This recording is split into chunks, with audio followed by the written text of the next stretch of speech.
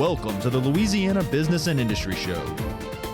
And now your host, Tim Johnson.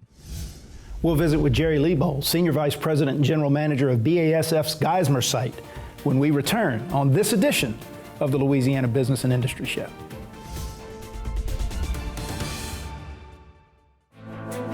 Louisiana businesses, by partnering with your local community and technical college foundation, you're guaranteed a skilled, highly competent workforce, homegrown talent, trained specifically to meet your needs, whatever those needs are.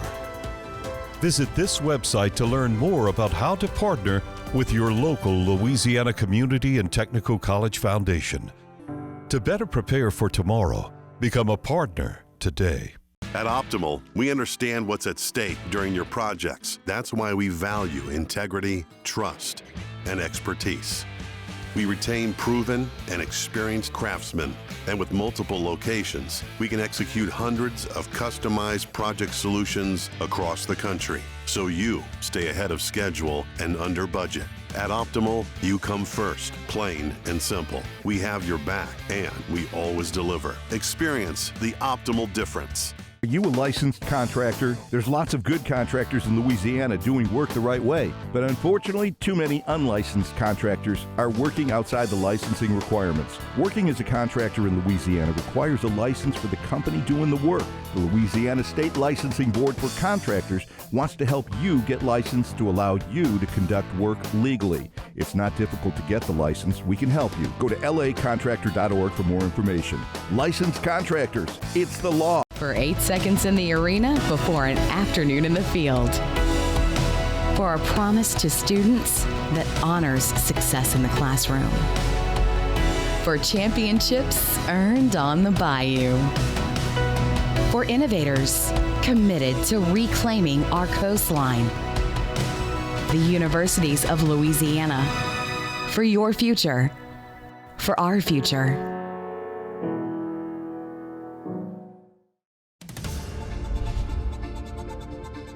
Welcome back to the Louisiana Business and Industry Show, our final show of the 2020 season.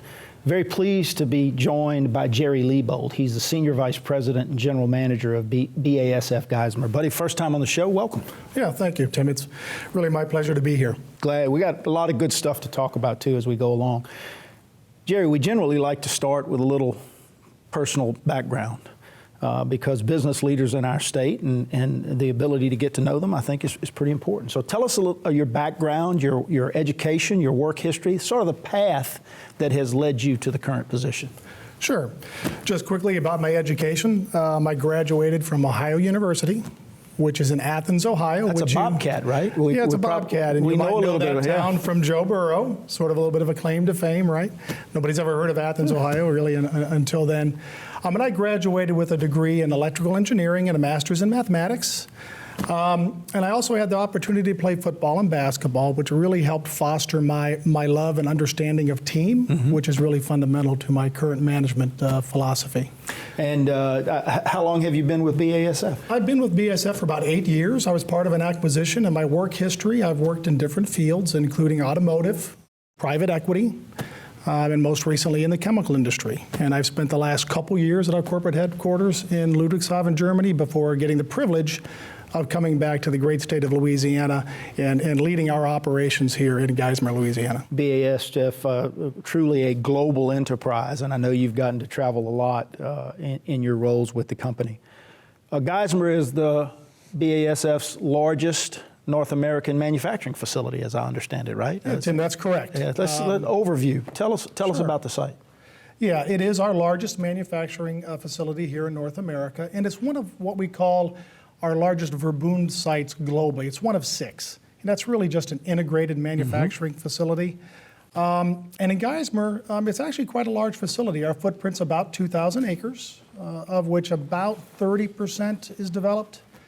We have approximately 2,000 employees, and that's both BASF and contractors. I'd like to talk a little bit about sort of the economic impact. And we don't talk about this very often, but we spend in the state of Louisiana on an annual basis about $225 million. And of that, about $60 million right in Ascension Parish. And about 20 million, 22 million in state and local taxes. It really is a critically important part of the parish's economy, South Louisiana's economy, sort of the regional economy. And you guys have done a great job participating in that economy in a lot of different ways that we'll talk about as we go through the show today.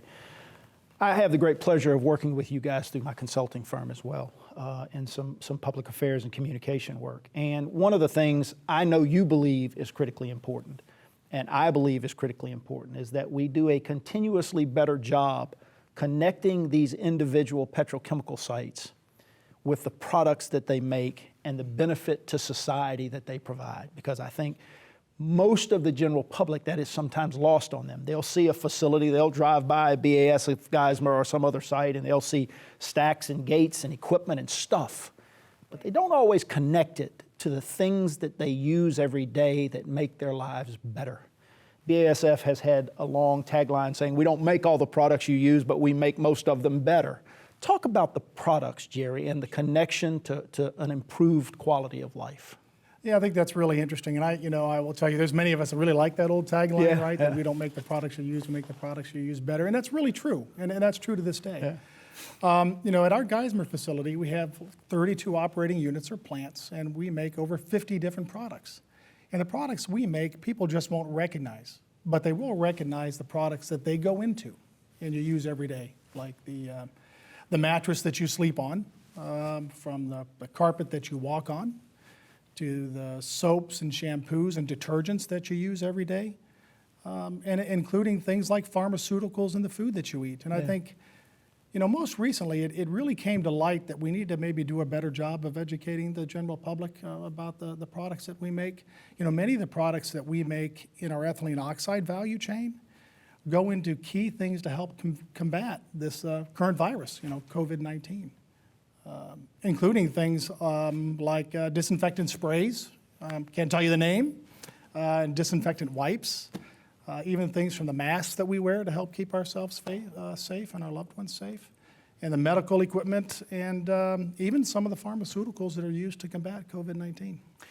A lot of the petrochemical facilities that we work with had to gear up and change product mixtures just a little bit to work to help combat COVID-19. But as it sounds like from your site, that these were a lot of things you were already doing that you just continue to do. Did you see a ramp up in those product lines, or tell us that scenario? Yeah, I would say, we were able to really react quickly as BASF. I'm going to give you a quick example. When this happened, there was quite a shortage of hand sanitizer. So our board of directors and our leaders at BASF asked our sites, can you change over and adapt your processes to make things like hand sanitizer, which really was critical to support our frontline heroes in combating and keeping them safe, right, from COVID-19. And that's something that we did here regionally in North America. And honestly, we donated over 800 gallons of hand sanitizer to the state of Louisiana to help support our frontline heroes. So many of the facilities around South Louisiana adjusted that way and made contributions to the state, made contributions to their local parishes. I think that's another thing, Jerry, that is often lost on the general public, is how quickly in times of emergency, in times of difficulty, the industry steps up, be it floods, be it pandemics, whatever it might be. You guys typically respond, and we've seen that. I want to take a break. When we come back, I want to talk about culture. I want to talk about the culture of facilities like BASF Geismar, because that old saying is that culture beats strategy every day, and I know how critically important culture is. We're visiting with Jerry Lebold. He's the Senior Vice President and General Manager of BASF's Geismar site, and you're watching the Louisiana Business and Industry Show. Since 1919, we've designed and constructed hundreds of industrial plants, roads, ships, dams, and executed some of the most complex jobs in the world. In fact, our quality and dependability are legendary. Today, the legend continues as Brown & Root delivers engineering, construction, maintenance, and industrial specialty services throughout the U.S. and the world from our headquarters here in Louisiana. We are Brown & Root.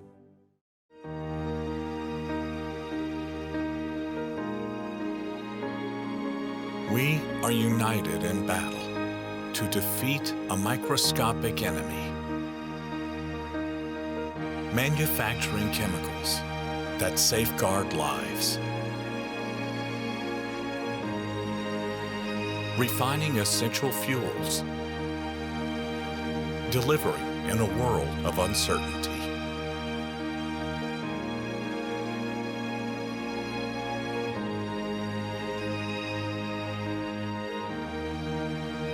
Our creative energy is the force helping to keep families, the community, and each other safe. Together, we are Shell, the rhythm of Louisiana.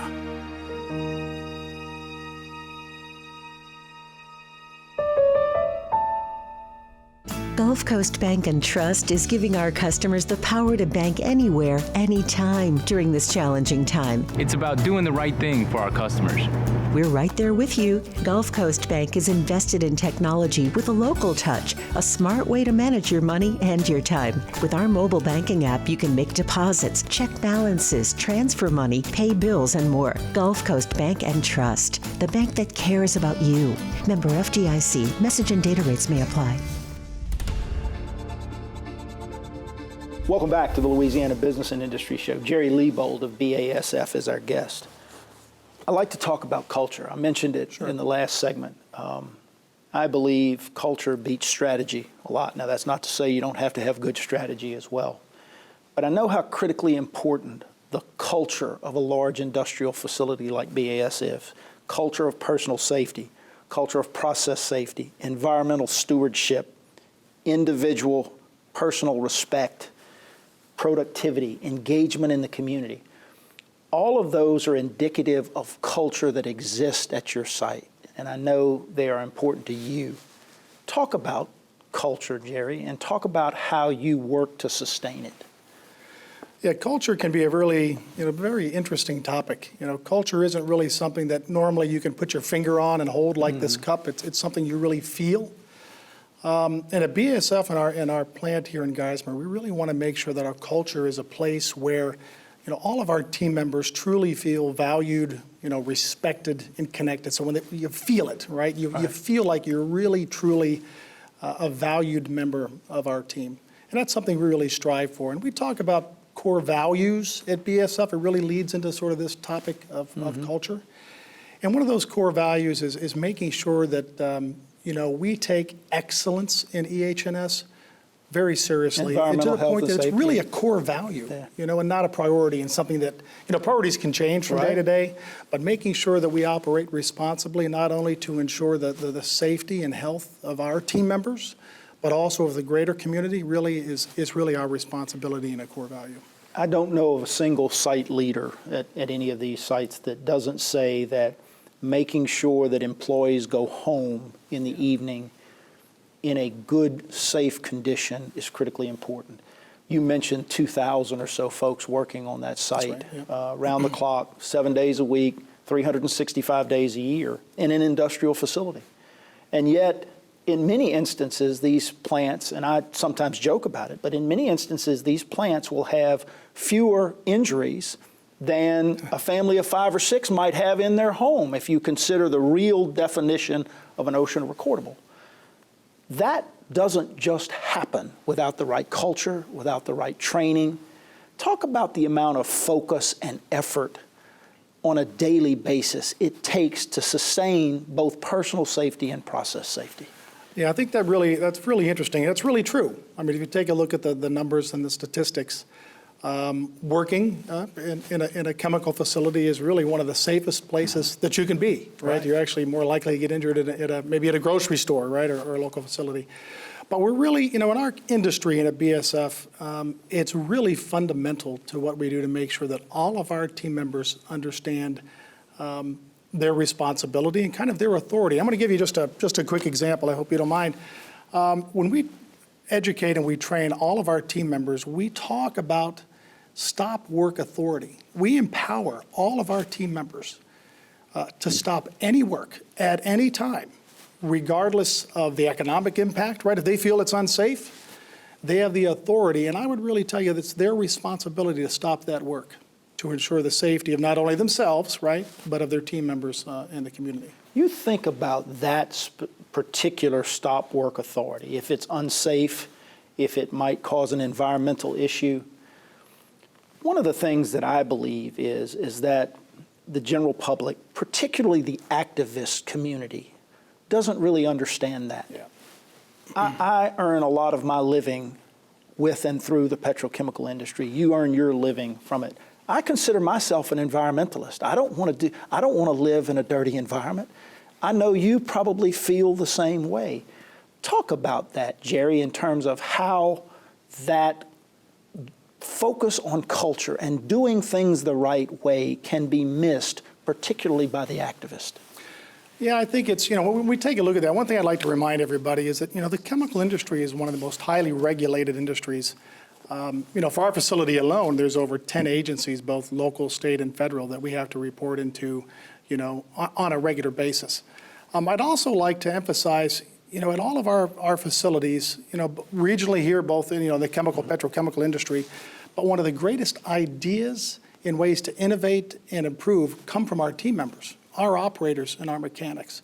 And that's really part of the core value and what we believe in helping us move forward. And I'll just give you an example. Over the last 10 years at BASF, even though we've significantly increased our production volumes, we've reduced our emissions by over 75%. Over 75%? Over 75%. And, quite honestly, I don't think in the petrochemical industry, and particularly for BASF, we've done a very good job of talking about the good things that we've done.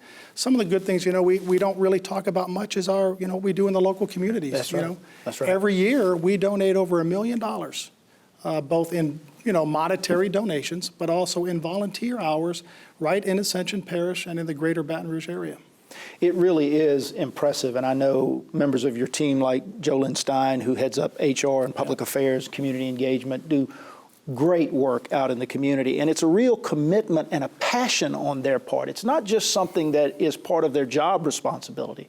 It's something that I think they would probably be doing even if it wasn't part of their job description. You agree? Yeah, there's a lot of passion there from Jolynn and her team, and really about making a difference in the local community. We've been very big supporters and activists really when it comes to STEM and education, and we really believe that that's the pipeline for our future. And we look at those students as young as, kindergarten, but all the way up through, senior years in high school and beyond is really the future for BASF and really worth investing in. You guys have been great supporters of River Parishes Community College, great supporters of LSU and the LSU system and the University of Louisiana system in our state.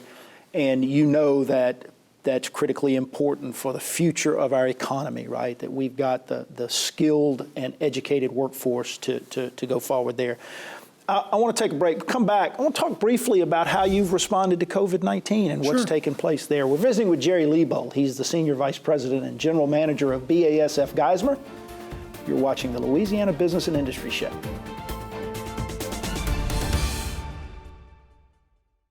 Exo Modular Scaffold, a Bartlett Group company, is an innovative leader in the scaffold services industry, with a strong following of loyal customers in the refining, petrochemical, chemical, and nuclear industries.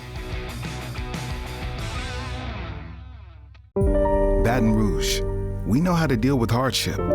Floods, hurricanes, illnesses, they've threatened our families, our livelihoods, our communities, and spirits. But we always find the energy to overcome it all. The energy to work together and help one another. The energy to pull ourselves into a brighter future. We're honored to be part of Baton Rouge. Together, we have the energy to move forward, and that's what we're going to do.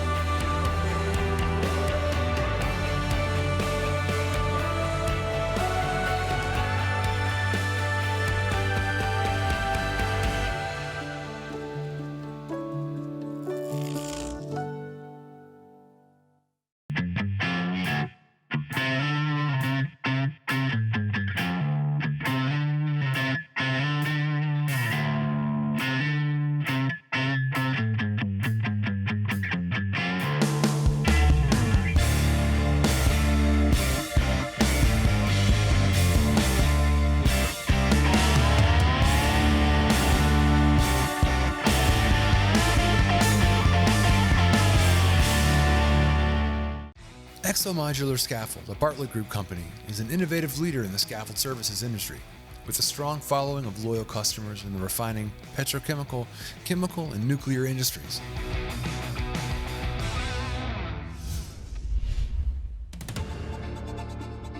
Welcome back to the Louisiana Business and Industry Show. Jerry Lebold of BASF is our guest.